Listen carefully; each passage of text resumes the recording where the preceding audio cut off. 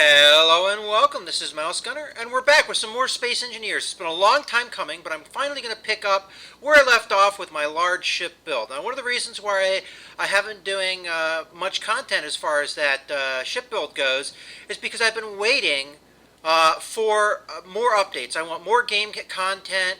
I want more to work with, and that was kind of what I was waiting for. And I feel like enough time has passed that I can kind of get back into this build. Something I've kind of encountered in previous builds is you build for what you have in the game at the moment, and you sink lots of hours into a ship, and then you find with a bunch of updates that ship's not really viable anymore. So one of the ways I built this ship was originally to allow for upgradability. I left a lot of dead space in the hull to add more ship systems and rewire things as was needed. In any case, I have some things to show you that I have added onto this ship since last time I did a video on it. Now, a lot of the changes are trying to bring in a lot of the upgrades that have since happened. And I can show you some of the differences from what it was before, because I essentially did some of the ship system like changes on one side of the ship and not so much the other. So I sunk a few hours into trying to upgrade things, and one thing that I tried to do, and I spent a lot of time on, is trying to give this ship the ability to use the oxygen now. So having airtight seals, having the oxygen systems routed throughout the ship, and what have you. So in one of the upgrades that I did to the ship was adding in these airtight doors. Now, previously I just had the normal, blast doors hooked up with a piston. Now, initially I was planning on just getting rid of those, but I actually thought about it, and I like the idea of having both door systems. So you have the outer doors with the blast doors as kind of a protecting seal against your actual airtight doors, so that if someone tries to attack you, they have to break through both doors to be able to break your pressure seal. So that's the main reason I had a two-layer idea. So essentially the difference here you can actually see from one side to the other. So on the left side of the ship, I actually have made the change. On the right side of the ship, it's the way that it was before, so where you just had the piston door. So a little bit of shape difference as well here. And just to show off the doors here, so you've got bringing it up, and I've already added these in. So we've got the left hangar door, and we just reverse that on up to close it, and then the interior hangar door, we just hit close to close that. And we can see the two doors are closing simultaneously. Now, the exterior door is a little bit slow. I could probably speed it up. But essentially, you now have the two layers of door, and that's pretty much the idea. If we were to pop out to the outside of the ship and look at it, essentially all you would see is that exterior door. Now, a lot of the interiors are not yet painted, although I did paint the exterior of the ship. A lot of the interiors are still like a plain gray. So you will have to keep that in mind. But essentially, that's the look that you're going to have. So, ordinarily, when the doors are closed. Okay, so let's go ahead and show off some of the other changes. Again, on the left side of the ship, I had essentially what I consider like the bay doors. And these are probably going to be like a weapons bay. So you would have your essentially cruise missiles or torpedoes or whatever you want to call them in this bay. Now there is going to be a little bit of shape change, and I'm kind of showing this off here. Because the door, I wanted to allow the door to be, a decent size. I was going to expand out the shape of the ship here, and you're going to see this shape kind of carried over across. And I think that kind of adds a little bit more, interesting ideas to the ship. Now, this ship was built before we had the rounded blocks, so it's very angular in its visual appeal. And I decided to stay with that angular look because I thought that that kind of aesthetic was the style that I wanted to go for with this ship, with a very blocky and angular look, almost kind of like an 80s kind of look to it. Now this is the way it was before, where we had a rotor door, but of course the rotor door is not going to have an airtight seal, so we're going to be getting rid of that and using the airtight doors as well. Okay, another thing that I added on is something that I actually realized was an oversight from before, and that was that I didn't have any way of piping in supplies on the upper end of the ship. I had essentially a crawl space on the underside of the ship, which I can show you later, or I could do all my piping up of the different supplies for oxygen and just basic supply movement. So I decided to add a spine to the ship on the upper side of the ship to allow for that. Now, essentially what I have is I just have the pipes, and every so often I have a conveyor. I've actually thought about this, and I'm thinking about actually doing a little bit of changing here, where I line up the conveyors to the central part of these crew compartments on the upper level, which I do have here, but I actually evenly spaced it a little bit differently, so you see this one's not lined up. So probably what I will end up doing is spacing the conveyors so they actually line up to the middle of those rooms. That will aid me in supplying those upper rooms with oxygen. At least that's the idea. So essentially we're going to have this central spine, and eventually I'm going to build it into what will later be the bridge section. Well, is currently the bridge section of the ship. So this piping system will branch into the bridge area of the ship and supply those areas as well. But right now that hasn't been completed. And I also left these spacings so that you could see, essentially how the spine was constructed, what's all in there. And then to show you kind of how I plan on doing the branching, I'm essentially going to do this kind of construction, and then I'll branch off with some more pipes and conveyors out when they're needed. This will allow the ability to supply turrets that are on the top side of the vehicle with ammunition, as well as rerouting oxygen, as I said. And we see another couple pipes that go off here to also reroute. So we can supply the upper end of our ship with, as I said, oxygen as well as supplies. Now, I will point out that a good percentage of the ship has now had the oxygen routed to it, which I can now demonstrate. We'll go ahead and go through the main hangar area and just go through the different areas of the ship and where I've piped up oxygen and where I haven't. And I've got a couple different, kind of designed strategies as far as the way that I did everything. So this area, the hangar is piped up, but right now it's not got an airtight seal, so it is still open to vacuum. So we see that is not working. Whether I want to have more than one of these vents, I haven't decided. That will allow for a quicker pressurization of this area. This is a pretty large room. Now, another area I have here that I added in is kind of an airlock. And my idea with this little area, now a lot of these areas aren't furnished yet, so you do have to keep that in mind.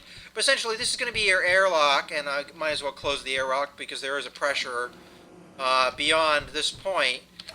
So in this area, we have a pressurized area. And my idea is this would be the area that, for instance, if you had your hangar workers, and there was going to be a period where the hangar itself would be depressurized to allow ships to come in and out, but you wanted to have crew on standby to, to service those ships.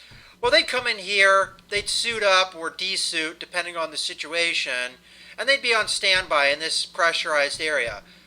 Maybe they don't even need a suit. They just stay in this pressurized area, wait for the hangar area to pressurize, then they come through the airlock and come back out into the hangar, and then they can service the vehicles as needed. So this allows for either the capacity to suit up right next to where the hangar is, or a capacity to work in the hangar area without a suit on. Or I guess a helmet. Oh, you always wear a suit, but you get the idea. So moving along, we've got this area. Now this area hasn't been piped up for oxygen yet because what I call the bridge section of the ship has not yet been piped up yet for the most part. So there's no oxygen in this room, but this is going to be kind of a main airlock and also an area you can overlook the hangar area. Now a lot of these stuff was pre-existing. We have an extra backup airlock here. And then we're going to come through to the main area of the ship. Now this area here is pressurized, and this whole area is just one big hallway that links both the first and second level of the crew compartments. And we can see up here, and this area here is where we have the vent. We'll have one here, and we have one on the other end of the hall on the upper level. Again, some of the lower levels have not been piped up as much yet, although there's nothing that would stop me from being able to do that. Now, as far as the crew areas, it's actually the lower area that has been piped up and the upper area that hasn't, because that upper piping has not been finished yet. But just show off how I've done the crew compartments. So they're all set up pretty much the same way. And as I said, this is where you have a little bit of a difference in, overall design idea. So in this case, we have a grate, and then the vent is below that. Whereas in some areas, I have a vent up in the ceiling with no grate. So it just depends on the circumstances.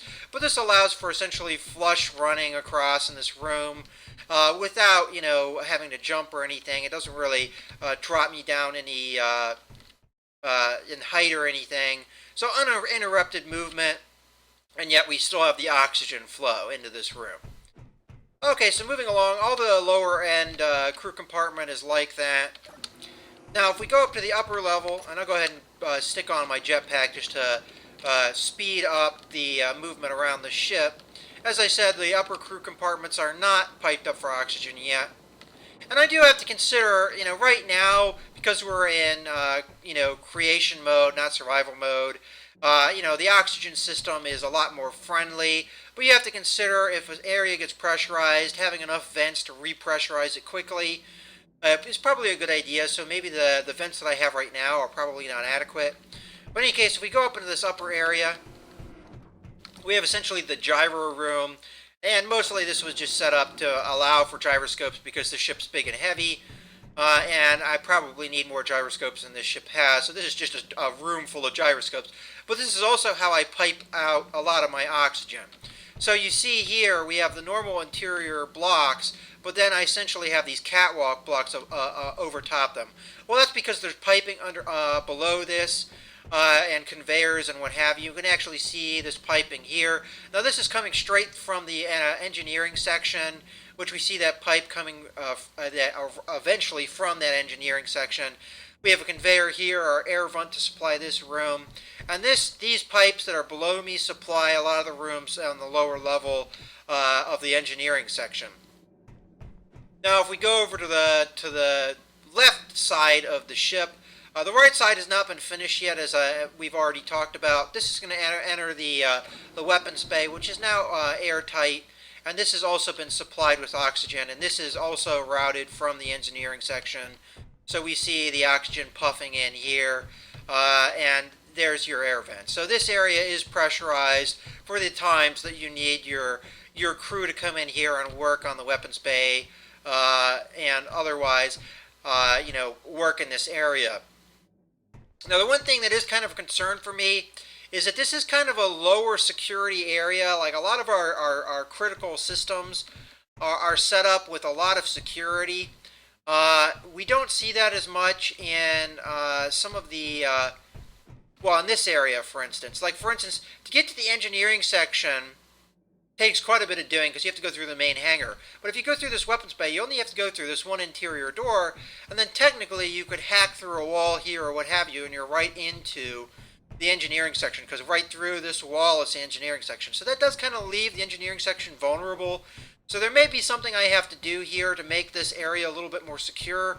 Maybe I'll end up adding in a system where there's a system of tubes that allow for the weapons to be released, and then maybe doors on the other side of those tubes that allow you access to reload the tube. So it's a couple door systems that you have to get through to get into the weapons bay, work area, and then from there. So it adds a little bit more security. Maybe adding some automated turrets in this area would add a little bit of security as well. So that is one thing that's kind of concerned with the way the ship is set up at the moment. But that is something that we can definitely change a little bit later. Okay, so now that we are in the upper level, let's go ahead and carry through to the lower levels of the ship. Another kind of complaint of this ship is it is a little bit challenging to move around at times because the upper end of the ship and the lower end of the ship are separated. But you could also argue, and I think this is the way I've designed it, is that that's purposely done so that it's not so easy to access. an area just by breaking through one. You have to get through a pretty complex series of doors and kind of roadblocks before you get to any critical systems. So let's go ahead and use our jetpack to zoom on down this hallway. And then we have our first kind of security block if you're trying to get to the engineering section. We come in here. All of the engineering section is oxygenated. We have a vent up here to oxygenate this whole hallway. I will point out that this hallway probably could use more than just this one vent, but that's the way it goes from now. And this is supplied from up above that gyroscope room we saw before. Now, if you were to get into the engineering section, normally you would go through here. This would get your security checkpoint. There's essentially a glass plate here that the security can monitor you, and you also have these automated turrets that you have to get through. This again is pressurized and supplied with oxygen through these vents up here, and most of the engineering section is going to be set up this way with these above in the ceiling vents. We come into our engineering section, and we see the main engineering, and again we can see this through glass. Now there have been a number of ship systems that have been added in to the engineering section, and that's mostly oxygen generators and what have you. Now this room has a couple vents in here that are piped up from the lower end of the ship in the crawl spaces below.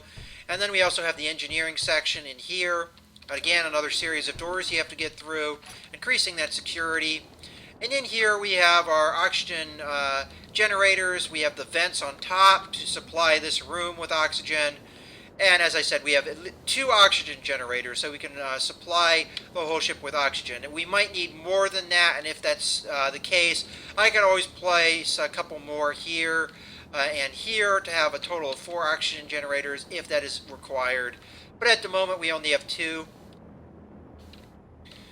Alright, and that's pretty much the engineering section. We have a couple other rooms that are piped up with oxygen pretty similarly. And now I'd like to show you kind of the crawl space and what we have going on there to show off some of how I've piped up things. Now I could just cut through the floor here, which I think I'm going to do just to save time. So if we cut through the floor here, we find that we're down in the crawl space below the ship. And we already see a number of our piping and what have you. Now my jetpack kicked on there because this is a vacuumed area. Because I do have essentially spaces in the hull that are cut out so that I can access the crawl space while the ship is still being worked on. I do have a few interior engines to allow for a little bit more power. I'm torn on whether I'm going to keep these engines or not. As you know, you won't see them, and I'm kind of trying to keep the hull of the ship kind of as flush as possible, having as limited exterior engine mounts as we can. Which is one of the reasons why I have these interior engines. Whether or not I'll keep those, I haven't really decided. But we do see here how I piped up oxygen to one of the areas in the engineering section that I couldn't easily pipe up from the above ceiling. So this is kind of the system I use. So you have the grate is in the level with the interior blocks, and then the oxygen unit is at the same level with these normal light armor blocks that have been added in, and then you just essentially pipe up to get that oxygen flow. We have a number of oxygen tanks down here. Now I could expand this and add even more oxygen tanks, but this is essentially your oxygen reserve in case the oxygen generators go down, so that you can obviously still supply the ship with oxygen so people don't start dying.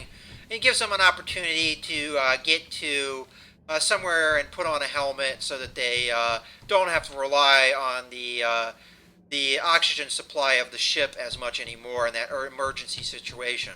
So this is essentially, again, how I supplied the crew quarters. So again, we have the interior blocks being where the grate is. Then we have the light armor blocks where the oxygen unit is. And then we piped it up to our main lower backbone, where we also have a number of large supply crates to hold any supplies in our cargo hold, which is essentially in this crawl space. Moving along, we have this piped up all the way down to the other side.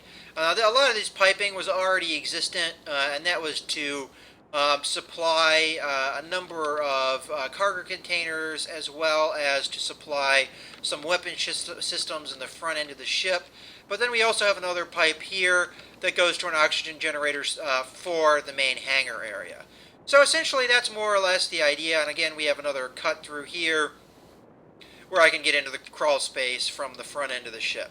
So that's more or less all of the ship systems that I've worked on and some of the changes. It took me a number of hours, though, to add this stuff in. It is kind of slow working when you have such a big ship to, pipe all this stuff through, going through the crawl spaces and everything to make sure everything's hooked up. In any case, I hope you guys have enjoyed this series, and you can look forward to a continuation of this series. I have a lot more piping up of oxygen systems to get through, and as I said, some more changes to the overall layout of the ship, as well as finishing off a number of ship systems, and maybe adding in some of the newer systems that have been added into the game through updates since I started doing this whole project. As I said, I hope you guys have enjoyed the video. This is Mouse Gunner, signing out.